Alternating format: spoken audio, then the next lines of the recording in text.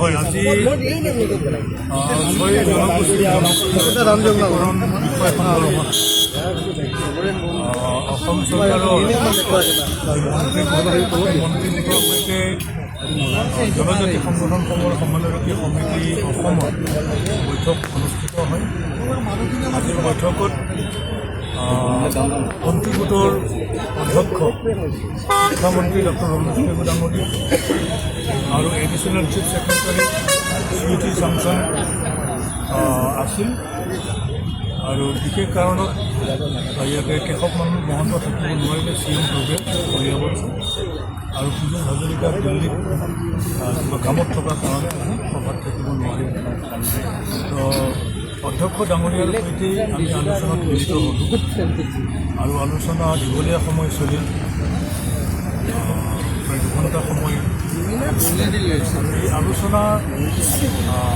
আৰম্ভণি কথাই আমি আলোচনা কৰিছোঁ। আলোচনা খুবেই সৌহাৰ্দ্যমূলক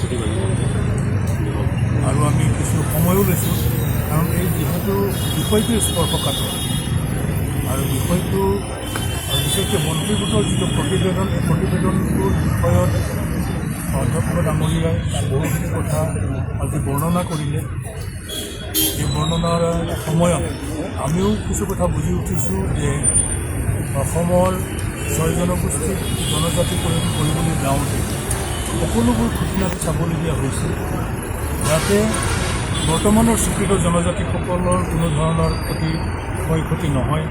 কোনো ধৰণৰ হানি বিঘিনি নহয়। আৰু এই বিষয়টো আমি কেইটামান পইণ্ট আমাৰ ফালৰ পৰা আমি উত্থাপন কৰিছোঁ। সেইখিনি এটা মডিফিকেশ্যন আনিবৰ কাৰণে আমি সমিতিক দাবী জনাইছোঁ। আৰু পৰৱৰ্তী সময়ত আমি মুখ্যমন্ত্ৰী পৰ্যায়তো এটা আলোচনা বিচাৰিছোঁ আৰু মুখ্যমন্ত্ৰীৰ আলোচনাৰ পিছতেই ভাৰতবৰ্ষৰ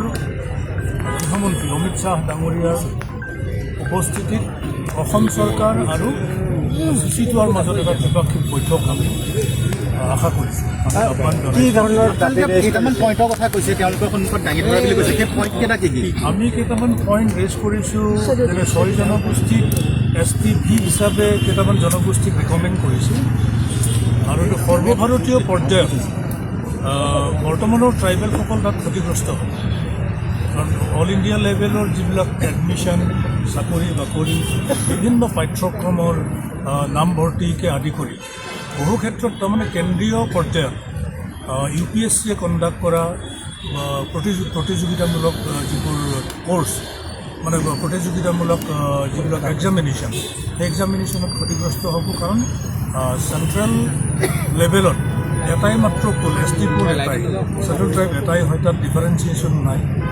তাতে পৃথক কৰিব পৰা নাযায়, ছেপাৰেট কেটেগৰী তাত নাখাতে।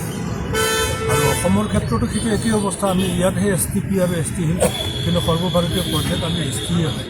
গতিকে এই অসুবিধাবিলাক দূৰ কৰিবলৈ আমি দাবী জনাইছোঁ। আৰু কৈছোঁ কেইটামান জনগোষ্ঠী যাৰ মানে আইডেণ্টিফিকেশ্যনবিলাক খুবেই কঠিন, কেনেকৈ আইডেণ্টিফাই কৰিব। ধৰক কোনোবা এটা জনগোষ্ঠী যে গোহাঁই লিখে বা হেৰি লিখে, গগৈ লিখে, আৰু আন এটা জনগোষ্ঠীও সেই একেটা উপাধিকে ব্যৱহাৰ কৰে, বৰা, বৰুৱা, শইকীয়া, হাজৰিকা এনেকুৱা। গতিকে আইডেণ্টিফিকেশ্যনৰ ক্ষেত্ৰত খুবেই ষ্ট্ৰিক্ট হ'ব লাগিব। এটা ৰিলায়েবল মানে মেকানিজম, ৰিলায়েবল আইডেণ্টিফিকেশ্যন আৰু ভেৰিফিকেশ্যনৰ মেকানিজম এটা প্ৰস্তুত কৰিব লাগিব, সেইটো আমি কৈছোঁ। আৰু ইতিমধ্যে চেপ্টাৰ 5ত বহুখিনি কথা উল্লেখ আছে, য'ত নেকি অসমৰ 6 জনগোষ্ঠীক যদি ST হিচাপে ৰিকগনিশ্যন কৰে, তেতিয়াহ'লে নিশ্চিতভাৱে বৰ্তমানৰ ট্ৰাইবেলৰ বহু ক্ষয়ক্ষতি হ'ব। গতিকে আমিও সময় বিচাৰিছোঁ, আমি এমাহৰ সময় লৈছোঁ। এমাহৰ পিছত আমি পুনৰ এটা ফাইনেল ছাজেশ্যন, এটা চূড়ান্ত ৰূপত আমাৰ ছাজেশ্যনখিনি আমি প্ৰদান কৰিম মন্ত্ৰীগোটৰ লগত। প্ৰথমলানি আলোচনা, দ্বিতীয়লানি আলোচনা হ'ব, ইয়াৰ পিছতে মুখ্যমন্ত্ৰী পৰ্যায়ত আলোচনা, আৰু সদৌ আমি গৃহমন্ত্ৰীৰ উপস্থিতিত দ্বিপাক্ষিক আলোচনাত আমি মানে মিলিত হ'ম। আৰু আমি খুবেই পজিটিভ আজিৰ তাৰিখত CC2 আমি খুব ভাল মনেৰে আমি বুজিছোঁ সকলোৰে সমস্যা সমাধান হ'ব লাগে কিন্তু লক্ষ্য কৰিব লাগিব চৰকাৰে মন্ত্ৰীগোটে লক্ষ্য কৰিব লাগিব যাতে ভূমিপুত্ৰ বা এবৰিজিনেল ট্ৰাইবেলসকলৰ যাতে কোনো ধৰণৰ ক্ষতি নহয় এইখন ইণ্টাৰিয়াম প্ৰতিবেদন গতিকে ফাইনেল প্ৰতিবেদন দিয়াৰ কথা কিবা কৈছে নেকি? ফাইনেল প্ৰতিবেদন আহি যাব আমিও আকৌ আমিও ইণ্টাৰিম ছাজেশ্যন আমিও ফাইনেল ছাজেশ্যন দিয়া নাই যিহেতু ইণ্টাৰিম প্ৰতিবেদনত আমি যিখিনি পাইছোঁ সেইখিনিৰ ওপৰত ভিত্তি কৰি আমিও ইণ্টাৰিম ছাজেশ্যন দিছোঁ ইণ্টাৰিম অবজেকশ্যন এণ্ড ছাজেশ্যন আপোনালোকৰ যিটো ইণ্টাৰিম ছাজেশ্যন হ'ব বা ফাইনেল ছাজেশ্যন হ'ব সেইটোৰ কাৰণে পদ্ধতিটো কি ধৰণৰ হ'ব? আমি পদ্ধতি মানে কি আমি CC2R ফালৰ পৰা আমি অসমৰ ইণ্টেলেকচুৱেল ট্ৰাইবেল ইণ্টেলেকচুৱেল অৱসৰপ্ৰাপ্ত চৰকাৰী বিষয়া বা লেজিছলেচাৰ হয়তো ৰিটায়াৰ্ড কি কয় সাংসদো হ'ব পাৰে অৱসৰপ্ৰাপ্ত বিধায়কো হ'ব পাৰে অৱসৰপ্ৰাপ্ত সাংসদো হ'ব পাৰে মুঠতে ভেটাৰেন পলিটিচিয়ান ট্ৰাইবেল ইণ্টেলেকচুৱেল আৰু ৰিটায়াৰ্ড জাজো হ'ব পাৰে মানে লিগেল এক্সপাৰ্ট তেনেকৈ ট্ৰাইবেল ইণ্টেলেকচুৱেলছৰ আমি এটা কনচালটেটিভ গ্ৰুপ আমি গঠন কৰিম কনচালটেটিভ গ্ৰুপৰ সৈতে আমি কেইবালানিও আলোচনা কৰি পেলাই এটা ফাইনেল ৰিপৰ্ট আমি প্ৰিপেয়াৰ কৰিম কেতিয়াৰ ভিতৰত এই প্ৰক্ৰিয়া এমাহৰ সময় দিছোঁ এমাহৰ ভিতৰতে আমি এই ফাইনেল ৰিপৰ্টটো আমি দাখিল কৰিম ফাইনেল আমাৰ যিটো ছাজেশ্যন থাকে গোটেই শংকাৰ কথাখিনি প্ৰতিবেদনতে উল্লেখ চেপ্টাৰ 5ত উল্লেখ আছে আমিও চাইছোঁ সেই কথাখিনি কেনেকৈ কৰিলে কোনফালে গ'লে কোনটো ফালে গতি কৰিলে কেনেকৈ মানে হেৰি হ'ব শংকামুক্ত হ'ব বা ইয়াত যে শংকা ঘনীভূত হৈ আছে সেই কথাখিনিয়ে প্ৰকাশ কৰে আৰু আমাৰ যিখিনি আজি প্ৰিলিমিনাৰী আমি হেৰি দিলোঁ বা ইণ্টাৰিম ছাজেশ্যন দিলোঁ সেইখিনিকো মন্ত্ৰীগোটৰ ৰিপৰ্টত সন্নিৱিষ্ট কৰিবৰ কাৰণে আমাৰ সন্মুখত আমি দাবী জনাইছোঁ মন্ত্ৰীগোটৰ ফালৰ পৰা এইটো কথা কোৱা হৈছিল যে পৰৱৰ্তী পৰ্যায়ত মুখ্যমন্ত্ৰী আৰু গৃহমন্ত্ৰীৰ সৈতে আপোনালোকৰ আলোচনা হ'ব বুলি মন্ত্ৰীগোটৰ ফালৰ পৰা মন্ত্ৰীগোটৰ ফালৰ পৰা কোৱা হৈছে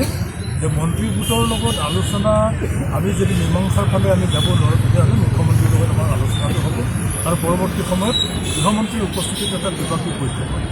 আপোনালোকে মন্ত্ৰীগোটৰ লগত আলোচনা কৰিলে নে বা ভৈয়াম জনজাতি পৰিক্ৰমা বা ডিপাৰ্টমেণ্টৰ বা মন্ত্ৰীৰ লগত কৰিলে কাৰণ চেয়াৰমেনৰ লগত কৰিছোঁ চেয়াৰমেন মন্ত্ৰীগোট কাৰণ মন্ত্ৰীগোটৰ প্ৰায় যি দুগৰাকী সদস্য তেওঁলোকৰ অফিচিয়েল কামৰ কাৰণে তেওঁলোক উপস্থিত থাকিব কাৰণে বুলি আমাক জনাইছে আমি ছেটিছফাইড তেওঁৰ লগত কথা পাতি আমি ছেটিছফাইড হৈছোঁ মনঃপূত হৈছে আলোচনা কি কয় সৌহাৰ্দ্যপূৰ্ণ বুলি আমি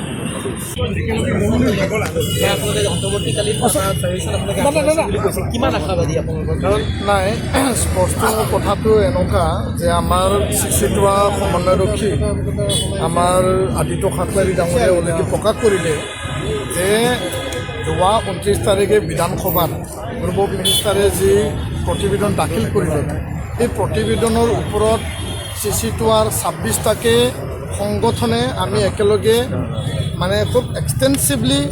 আমি এইটো চাইছোঁ আৰু খুব মাইনৰলি চাইছোঁ চোৱাৰ পিছত আমি এটা ইণ্টাৰিম ছাজেশ্যন আৰু এটা অবজেকশ্যন আমি দিছোঁ যে এই যি ৰিকমেণ্ডেশ্যন আমি মানি ল'ব পৰা নাই আৰু কিয় মানি ল'ব পৰা নাই আজি মন্ত্ৰী গোটৰ গ্ৰুপ অফ মিনিষ্টাৰৰ অধ্যক্ষ ডক্টৰ অনুজ পেগু ডাঙৰীয়াক আমি ছাবমিট কৰিলোঁ যে কিয় মানি ল'ব পৰা নাই ইয়াৰ কাৰণকেইটা আমি গোটেইকেইটা আমি ব্যাখ্যা কৰিছোঁ আৰু গোটেই ব্যাখ্যা কৰি পেলাই আমি তন্নতন্নকৈ তাত দিছোঁ আৰু আজি খুব এটা মানে গম্ভীৰতাৰে আলোচনাত হ'ল এই আলোচনাত গোটেই বিষয়টো যোনটো 5.6ত লিখা আছে যে যদি এই যে ST plain ST hill ST valley কৰা যায় বা 6 জনগোষ্ঠীৰ জনজাতিকৰণ যদি কৰা যায় তেতিয়াহ'লে তাত কি ক্ষয় ক্ষতি হ'ব আৰু ৰাইটছ এণ্ড প্ৰিভিলেজৰ কি ক্ষয় ক্ষতি হ'ব গোটেই কথাটো 5.6ত লিখা আছে আনপিনিদি 6.1ৰ পৰা 6.8ত যিসকল 6 জনগোষ্ঠীৰ জনজাতিকৰণ বিচাৰিছে তেওঁলোকৰ ফেভাৰতো কিছু কথা ব্যাখ্যা কৰি পেলাই লিখা হৈছে তো ৰাজনৈতিক ৰিজাৰ্ভেশ্যনৰ পৰা লৈ শিক্ষা অনুষ্ঠানৰ মানে নামভৰ্তিৰ পৰা লৈ চাকৰি বাকৰিৰ পৰা লৈ কেন্দ্ৰীয় আৰু ৰাজ্য সকলো বিষয় তাত সন্নিৱিষ্ট হৈ আছে আৰু এই কথাটো আমি কৈছোঁ যে যিকোনো বিনিময়ত বৰ্তমানত জনজাতিসকলৰ যি আৰ্থসামাজিক আমাৰ আইডেণ্টিটি আমাৰ কালচাৰ আমাৰ লেংগুৱেজ আমাৰ লিটাৰেচাৰ আমাৰ tradition customs heritage socio' economic আমাৰ যিখিনি তাত পলিটিকেল ৰাইটছ এইবিলাক যাতে কোনো কাৰণত খৰ্ব নহয় সেই কথাটো আমি আজি ব্যাখ্যা কৰিলোঁ আৰু মন্ত্ৰী ডাঙৰীয়াই খুব সুন্দৰকৈ শুনিছে গোটেই আমি যিখিনি অবজেকশ্যন দিছিলোঁ ইয়াৰ কাৰণ দৰ্শাইছিল এই গোটেইখিনি বিষয় ৰিপৰ্ট আকাৰে ইণ্টাৰিম যদিও ছাজেশ্যন তেওঁ সেইটো মানে গ্ৰহণ কৰিছে আৰু আমি এটা প্ৰস্তাৱ ৰাখিছোঁ যে আগন্তুক এক মাহত আমি ফাইনেল এটা কনচালটেটিভ গ্ৰুপ যিখিনি আমাৰ ইণ্টেলেকচুৱেলছ লিগেল এক্সপাৰ্ট কনষ্টিটিউচনেল এক্সপাৰ্ট সকলৰ লগত আলোচনা কৰি মুখ্যমন্ত্ৰী পৰ্যায়ত এটা আলোচনা হ'ব ইয়াৰ পিছতে কেন্দ্ৰীয় গৃহমন্ত্ৰী উপস্থিতিত এটা ত্ৰিপাক্ষিক আলোচনা আমি বিচাৰিছোঁ আৰু আশা কৰোঁ যে এই বিষয়টো জনজাতিসকলৰ অস্তিত্বৰ যি এটা ভৱিষ্যত এইটো সুৰক্ষিত কৰি ৰাখিবৰ কাৰণে চিচিটোৱা বদ্ধপৰিকৰ আৰু সেইকাৰণে আমি দৃঢ়তাৰে আমি কাম কৰি যাম